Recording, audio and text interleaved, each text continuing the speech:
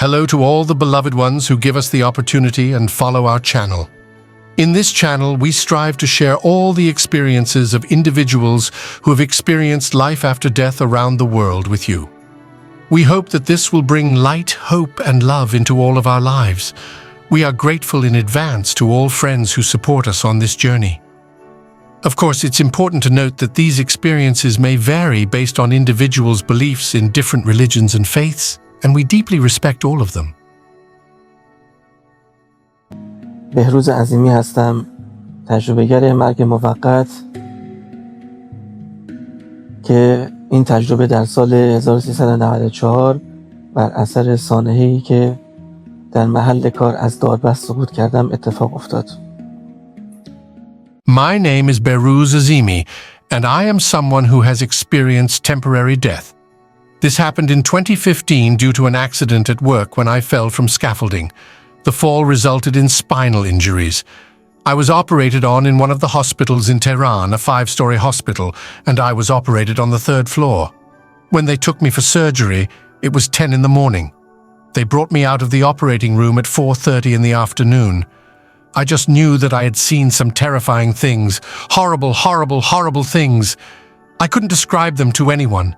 I just kept telling the nurses and doctors around me to give me painkillers so I wouldn't die, because I knew I had died. I went somewhere and saw things, and I didn't want to die again. I didn't want to go back to the place where I saw those terrifying things. At 10 in the morning, they took me to the recovery area of the hospital. There were some people waiting on my left side, waiting to go to different operating rooms. A woman next to me said she had a last wish. She told me, "Sir, I have a last wish. My daughter is outside. If you go out, please tell her my last wish." I was exactly 40 years old when I underwent this surgery that led to my experience of temporary death. This happened to me at the age of 40. I told the woman, yes, of course, I will tell her. At that age, I thought everyone else would die except me. I had a false sense of pride. I used to say that everyone else would die, and I was the only one who would survive. I never got sick, so I thought there was something special about me. But I had no idea about the terrifying events that were about to happen to me as I was going into the operating room. I told the woman, yes, sure, I will tell her. But I didn't realize that this situation was actually going to happen to me. They took me into a room and someone came from my left side to give me an injection. I asked him, "Doctor, is this the anesthesia?" He replied, Exactly. The only thing I remember after that is that the room started spinning around my head, and then I lost consciousness. From this point onward, whatever I describe, you, who have not experienced temporary death, won't understand. You think with earthly logic, but that logic doesn't apply here. That world is beyond anything we can talk about. It is completely different from this world. Everything in that realm is different. Nothing in that world resembles this one. That world is the ultimate reality. Everything there is genuine. In that world, they show us things that, if many people knew about them right now, they would never commit sins. It's impossible. The best things are in that realm, the best rewards given to us based on our own actions. Hopefully, we all will perform the best deeds and attain the best in that world. From this point onward, everything I describe, you can only imagine. That realm is beyond this world. This world is nothing. We are all asleep here. When we go to that realm, we finally wake up and realize what was happening. We understand where we were and why we didn't do more good deeds. That world is the ultimate reality. Hopefully, no one will go to that world and regret not having done worthy deeds in this dark earthly world. When the anesthesia entered my body, the room started spinning around my head, and then I lost consciousness. Suddenly, I found myself in the upper corner of the room, looking down at my own body. My body was lying face down, with my face placed in a circular frame. My spinal area, my back, was being operated on. There were 2 doctors on my left side and 1 doctor on my right side. I could see the doctors on both sides clearly. I could see their nervous system as if it were a network of nerves. I could even see the capillaries in their bodies and their hearts pumping. As I watched, it wasn't like I couldn't see through them. No, I could see right through their bodies. Their bodies were transparent. My vision there was complete. As I was watching, I realized that this was true seeing. In the world I came from, I didn't know what real seeing was. When I looked at the two doctors on my left and the doctor on my right, suddenly the two on the left and right moved to the foot of my bed. I could see my own body as a network of nerves, but there was a difference. My body on the operating table had no heartbeat. I didn't know why, but it seemed normal to me. I knew that the doctors above me had heartbeats, but I didn't. I knew that I had been freed from my body, and I felt an immense sense of freedom, true freedom. When you say that a prisoner is freed from prison, you call that freedom, but I say that's still captivity because it's in this world. The freedom I experienced from my body was true freedom. I can't even describe it because it was indescribable. Being free from my body was amazing, the best moment I had ever experienced.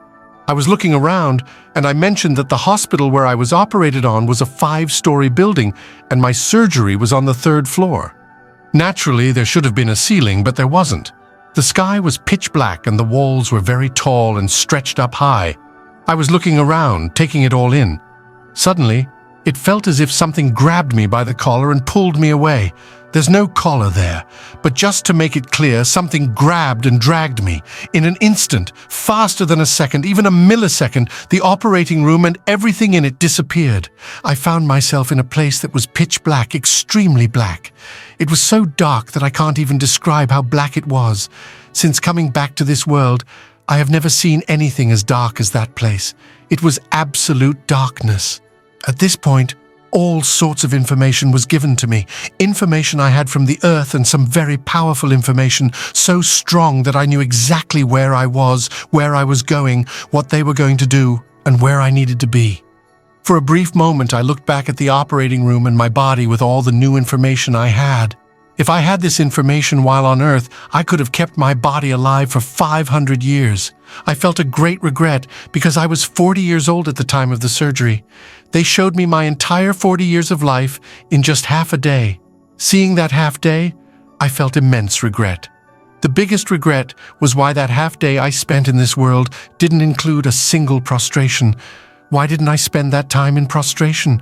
It was truly a waste. Some people say they live 80, 90, or 100 years here, but it's nothing. Seeing that half day and the regret I felt still lingers with me. I always try to make my prostrations long during prayers. I recommend that you perform your acts of worship sincerely and make your prostrations long as well. I found myself in a place that was incredibly, incredibly dark. Suddenly I saw a path opening up for me, a path to follow. This path is commonly known as the tunnel. It was a path of light, and I could see its steps. Imagine being in a tunnel where you can't go outside of it, but in this bright, beautiful, cylindrical path of light, I could see the outside. The path was illuminated, and I knew from the information given to me that if I tried to go outside of it, I would definitely go astray. So I convinced myself that I had to stay on this path. I saw someone above me who was also moving forward, and I was moving by their will. At this point, I had no control over myself. I had no choice but to follow. As I was moving, I knew, based on the information given to me, who the person above me was. It was the angel of death, Azrael. He had come to take my soul from my body and guide me elsewhere. I didn't see his face, feel any fear, or see him smile. I just knew that I had to go with him, and I was moving with him along this bright, bright path. The light of that path was unlike sunlight or any artificial light we know. It was pure, beautiful light. It was so beautiful that as I was moving along, I could see the cells of that light, each and every cell in its magnificent beauty. I was nothing but light, and God's love for his servant. God's love for his servant was drawing me towards him. It was truly beautiful, so beautiful that no words can fully describe the brilliance, beauty, and whiteness of that light. The light was pulling me towards it, moving me along with incredible speed, beyond anything imaginable. The speed at which the angel of death and I were moving was beyond supersonic, beyond anything. At the end of the path, I could see a very bright object, but no matter how much we moved towards it, we never seemed to reach it. I knew that if we were in this world, we could reach the end of a path if it were illuminated, but there, no matter how far we went, we couldn't reach the end. As we traveled, I was shown several worlds. These worlds were flat, not spherical like the Earth we see in movies. Even the Earth was shown to me as flat. Other worlds were also flat with people living in them, but they were far more advanced than us. At the furthest point we reached, I arrived at a place where everyone was worshipping God, similar to the way people gather around the Kaaba. Everyone was engaged in prayer. Instead of placing their hands beside their faces during prostration, their arms were extended further. I saw this, and everyone was solely devoted to worshipping God. As we continued towards the bright object, we never got closer to it, and it never approached us.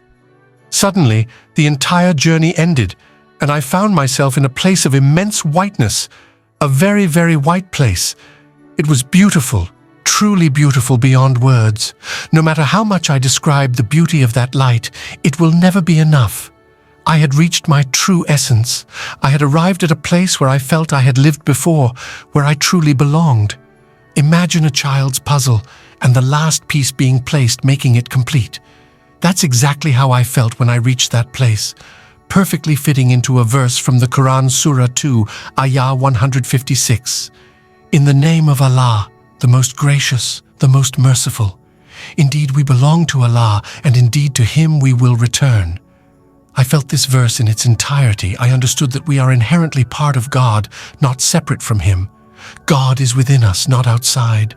Don't search for Him outside.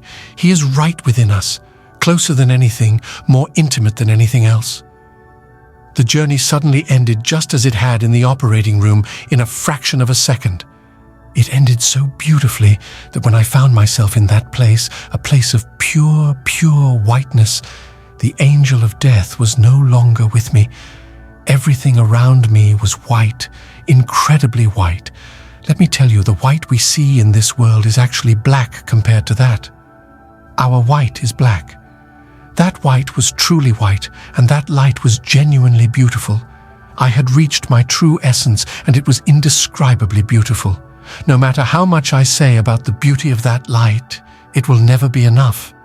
I often say, if I were to live 10 lifetimes given by God, I could never fully convey the beauty of that place. No matter how much I describe the brightness and beauty of that light from beginning to end, I still can't fully convey it. It's beyond words, truly. I had reached my essence and was observing everything around me. There, the vision is spherical. It's not like here where you only see what's in front of you and not what's behind. There, I had a 360-degree view, seeing everything above, below, left, and right simultaneously. I saw 2 paralyzed legs to my right below me. I knew exactly what they were because the doctors in this world had told me that I needed surgery, and they had said that the images showed paralysis. There, I saw those 2 paralyzed legs, and I didn't understand why they were showing them to me, but I knew they were mine. It was as if they were telling me that if I was still in the world, I would be paralyzed now. I was looking around with my spherical vision, taking in everything all at once. Suddenly, I saw something like a table. There's no ground there. Everything is white. The table was shaped like an L in the English alphabet, with the vertical part taller and the horizontal part shorter. Imagine this in the earthly sense. I saw 4 figures sitting at the tall end of the L-shaped table. Thankfully, I couldn't see them clearly, but I understood that they were there. The figure sitting at the end of the table at the shorter part suddenly stood up. It was a very terrifying being, very terrifying. This being was my actions, my deeds. When I lived with my late wife, I had bad temper issues. Don't think a bad temper is a small thing. In that other realm, bad temper is shown in the most significant way possible. Many people say infidelity is terrible, but I say bad temper is the worst. I used to think it was just a bad temper, nothing more. I thought, I haven't committed infidelity or done other wrongs, so what's the big deal about a bad temper? Over there, bad temper is magnified into something extremely horrifying. That terrifying being stood in front of me. Here I can close my eyes, but there I was compelled to look. I had to watch that terrifying, horrifying creature. I saw its massive body, its fangs. It was so horrifying that in an instant I saw my hair grow, turn white, and fall down from sheer terror. I was looking at this creature, which was immense and terrifying. The more I watched, the more frightened I became. The creature's fangs symbolized all my actions, all my bad temper with my wife at home. Don't think this creature was just for me. Anyone who is bad-tempered with their spouse will see this creature. This being was extremely frightening. Its mere presence was overwhelming. Even now, after all these years, whenever I talk about it, my hands and feet tremble. The horror was that intense. Looking at that being, seeing its fangs, I understood that my bad temper was manifesting as this terrifying creature. The creature stood there, embodying all the bad temper I had shown at home with my wife. Do not doubt it. Do not doubt it. That creature was all my actions. I was looking down from above. It had a mouth but no tongue. I was looking at the black hair on its body. Every single action of mine was there, displayed before me. There wasn't even a single one missing. I was looking at it, trying to gauge its height from the ground. There was no concept of space, time, or distance. None of these things mattered there, unlike in this earthly world. I was trying to estimate its height from the ground. That creature was at least 300 meters tall. I saw the tip of its foot, not a claw, but a venomous fang. When it stood in front of me and I was paralyzed with fear, in its eyes, which I was looking into, I suddenly saw my entire life flash before me. It showed me everything, from my childhood when I first started to understand, to the time I lived, and the 20 years I spent with my late wife. It showed me everything, even the people I met afterward, my wife and my son. But there was a point in my life where I saw my son alone, separated from my wife. Whenever my wife was still alive, I always used to tell her that someday she would be shown to her, but after that, she would be no more. There was a wisdom in it. Yes, there was wisdom in it. When my beloved passed away due to COVID-19 at my grave, I remembered that yes, they had shown me this place, but I had forgotten. They showed me much more than I could remember. I knew that there was much more than what I saw, and I saw things that are indescribable. They showed me everything. When I saw everything, that creature reached out its hand towards me with no fingers, just a hand. It's as if it's happening right now. Over there, everyone is called by their names, whether you're a doctor, an engineer, whatever position you hold, and God will hold you accountable later, God willing. Hopefully, no one will be audited there because of the things they were given in this world. Many have reached positions in this world and are proud. They must be very careful. In that world, everyone is called by their names. The name of my late wife, Fariba, and its hand reached out towards me. Right now, it's saying, why was Fariba so ill-tempered? With this calmness, I was dying of fear. I was dying of terror. I knew why it was asking questions. I knew it was about my bad behavior. I knew when this question was asked of me, it suddenly took me to another world, to a realm before this world called the Gold Realm. It took me to a being named Yellow Man. In that realm, I was a soul. I saw myself as a soul. There were billions and billions of souls on my left side, billions and billions on my right side, and billions upon billions of various kinds behind me, waiting for us to look down from above. Come to this world of darkness, oppression, coercion, and war. All of this was apparent from above. I saw its darkness completely. The creature was standing in front of me, but it wasn't terrifying at all. The creature I mentioned as terrifying, wasn't terrifying at all in the Gold Realm. It was standing in front of me, and there was another person behind it. The one behind had a silent demeanor. I knew I wasn't audited by them. But this creature standing in front of me was that terrifying creature. But it wasn't terrifying at all here. It wanted to tell me something. It had a point to make to me. In that realm, we all fully conveyed something to each other. We all, once, were told the Quran. In the Gold Realm, I don't know why my understanding of the Quran was lower. I don't know why. But now, since I've returned, I say everything is Quran. Everything is Quran. I've seen miracles from it that are truly strange and wondrous. It's truly a star's wave, truly a miracle. I've come to the point where I say, if I'm not certain about any word I say, I won't say it. I've become certain that the Quran is true. All the words and verses and chapters of the Quran were once told to all of us. They once took a pledge from all of us. But there were some individuals there like me. Think of it like a classroom.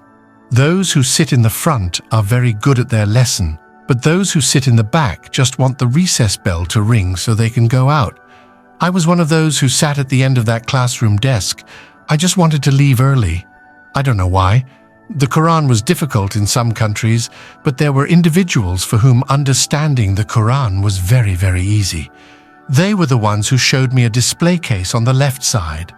Alongside that, in that network of the display case, were all those who had fully grasped the Quran.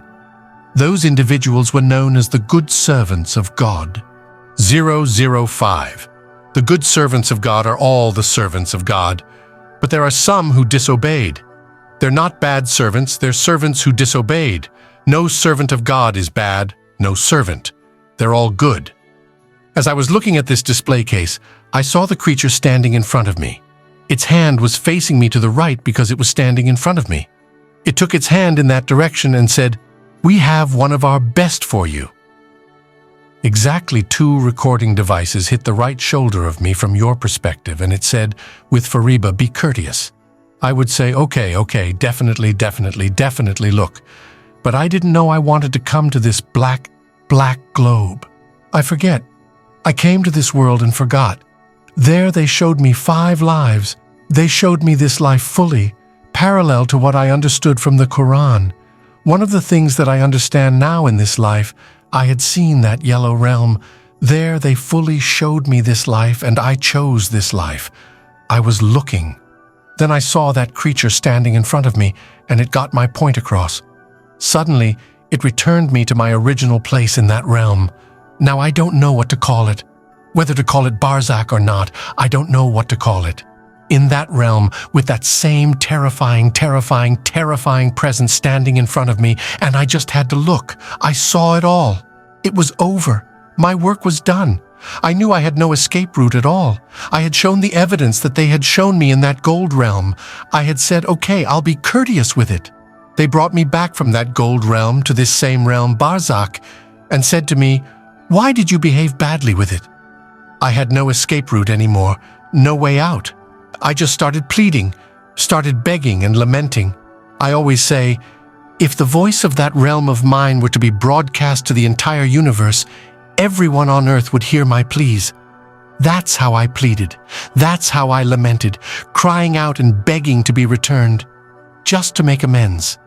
Make amends so that I wouldn't have to see that terrifying creature at least. As I was pleading, as I was lamenting, a book stood above me. There, I saw someone standing above me. I looked up and saw someone above me. I took a look at them.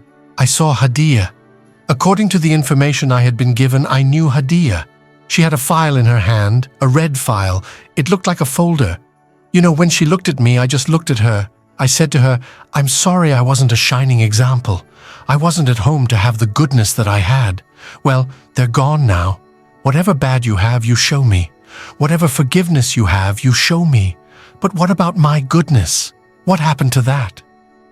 Without looking at me, she glanced towards herself, took a look, and opened a scene from the paradise of God for me. God's paradise, the beautiful paradise of God. Truly, truly, God says in this Quran, "I have reserved paradise for my good servants." Really, I considered paradise for my good servants. It's truly beautiful.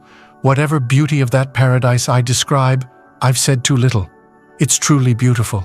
In the Quran it is said, "You have not seen flowing rivers nor heard flowing tongues." It's really beautiful. It's so beautiful that if anyone sees that paradise of God, they wouldn't want to leave.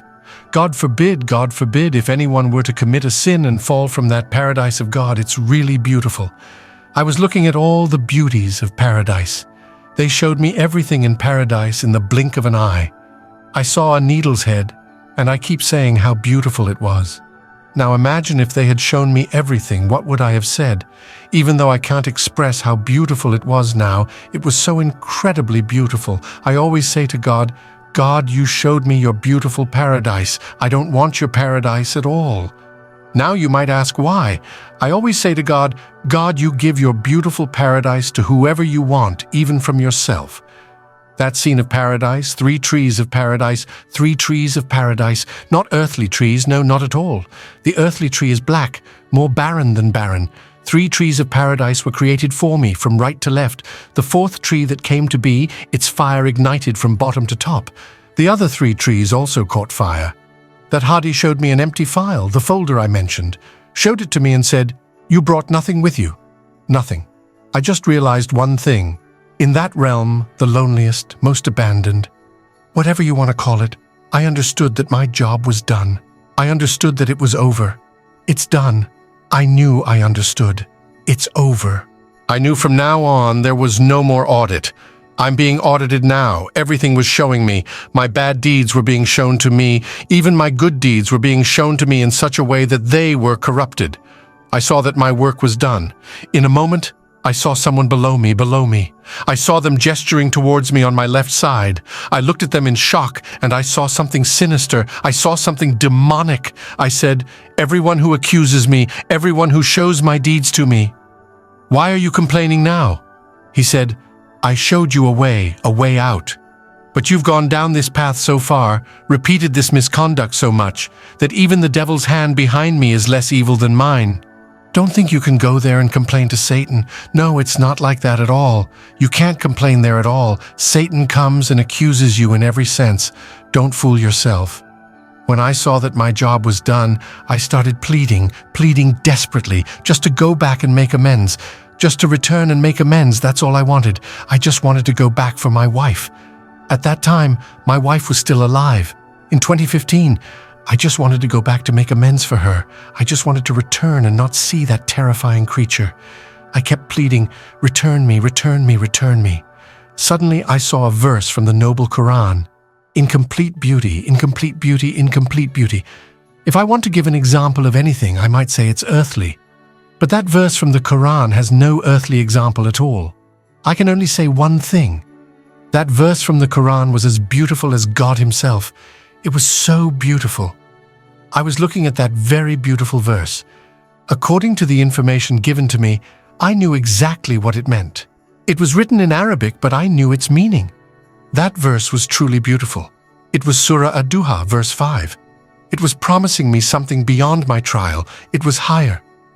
In the name of Allah, the most gracious, the most merciful, and soon your Lord will give you something and you will be satisfied. What did I want from God? I just wanted to go back and make amends. Suddenly, the promise of the Lord in the Quran, it was exactly as he said it would be. It truly was. That's why I say the Quran is true. Don't doubt it in the Quran. The Quran is true, true, and true. Suddenly all of my trial was over in a fraction of a second. It was erased. I was once again facing that terrifying creature. That creature wasn't taking me away. It was my own actions. It was my own hell, that creature. I had to just look at that creature, just gaze at it. I was just looking at it, knowing it wanted to tell me something. It raised its hand upward. It wasn't acting on its own. It was receiving orders from somewhere else. It said, "You are allowed to return under one condition." When it said under one condition, I didn't even look at what the condition was. I just said, okay. I just said, okay. Whatever you say, I accept it. It didn't matter to me what that night would be like. In this world, if someone says, "Tell me your condition first," maybe I can't do it. But there, I didn't even think about not being able to do it. I said, "I'll do whatever you say, whatever you say." Exactly. It then lowered its hand, signaling. It showed me a black circle-like thing from the realm of Barzakh, like the realm of gold. This dark world, our world, is visible here, just like they showed me the same thing from Barzakh. They showed me a black circle and said, "Tell everyone you reach, this world is about accountability. This world is about accountability." I, who used to say that world didn't exist at all, now I just say one thing. Only that world exists. Only that world. I was looking, and for a moment that entity said something to me. It said, "Don't think you're returning because of yourself. No, it's not because of you. It's because of one thing, the prayer of a righteous servant of God that was made for you." I knew who was saying this. I knew it was my deceased wife. At that time, she had prayed for me. I remember it well. She had said, "I entrusted you to God. I entrust you to God, and I ask for your well-being from God." I didn't know exactly what it meant. There they told me that someone, a righteous servant of God, had prayed for me and entrusted me to God. When God takes something into trust, he never betrays it. Return. I returned.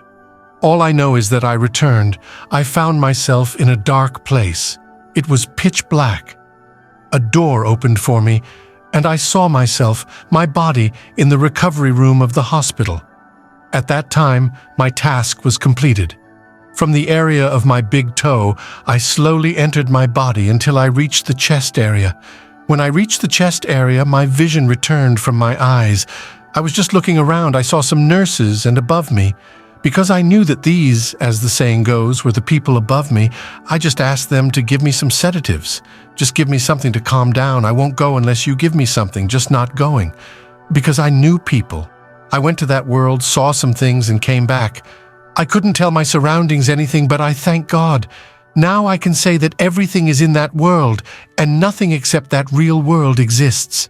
Hopefully the experience that happened to me, the near-death experience, will be a lesson for many.